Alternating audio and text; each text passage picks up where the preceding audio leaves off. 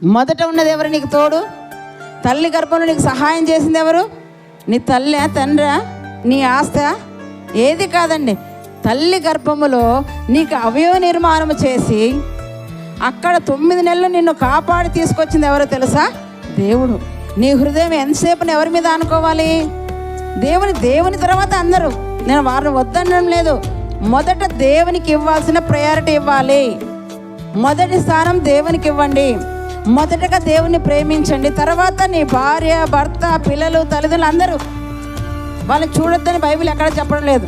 Bible స్పష్టంగా చెప్తాను, నీ తల్లిని తండ్రి సన్మానించు అనింది. అప్పుడు నీ దీర్ఘాయుష్మంతుడు అవుతానంది. అయితే మొదట నన్ను ప్రేమించండి అంది మత్తయి సువార్త 10వ అధ్యాయంలో. నాకంటే ఎక్కువగా శరీరాలను ఆశ్రయించకండి, శరీరాలను ఆధారం చేసుకోకండి, నన్ను ఆధారం చేసుకోండి, నన్ను ఆశ్రయించండి, మీకు ఎంతో గొప్ప మేలు కలుగుతుంది. నాకంటే ఎక్కువగా. కానీ మనం ఏం చేస్తున్నాం? మొదట భర్త, మొదట భార్య, మొదట పిల్లలు, మొదట తల్లి, తర్వాత దేవుడు. అందుకే లోకంలో కూడా ఒక పద్యం మనకు బాల్యం నుండి కదా స్కూల్లో చక్కగా నేర్పిస్తారు. ఏంటి ఆ పద్యం చెప్తున్నా? మొదటి స్థానం ఎవరికి ఇచ్చారో తెలుసా? ప్రపంచమంతా తల్లే దైవం అంట.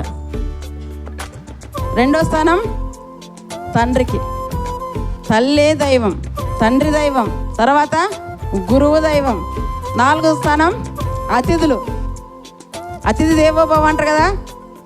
చివరిగా అంటే దేవుని ఎక్కడ పడేశారు? లోకమేమో దేవుని చివరగా పడేసింది, దేవుడేమో నాకు మొదట స్థానం ఇవ్వాలి అంటున్నాడు. నాకంటే ఎక్కువగా నువ్వు ఎవరిని కూడా అలా ప్రేమిస్తే నీకు సమాధానం ఉండదు, నెమ్మది ఉండదు, శాంతి ఉండదు. నీ మనస్సుకు ఉండదండి.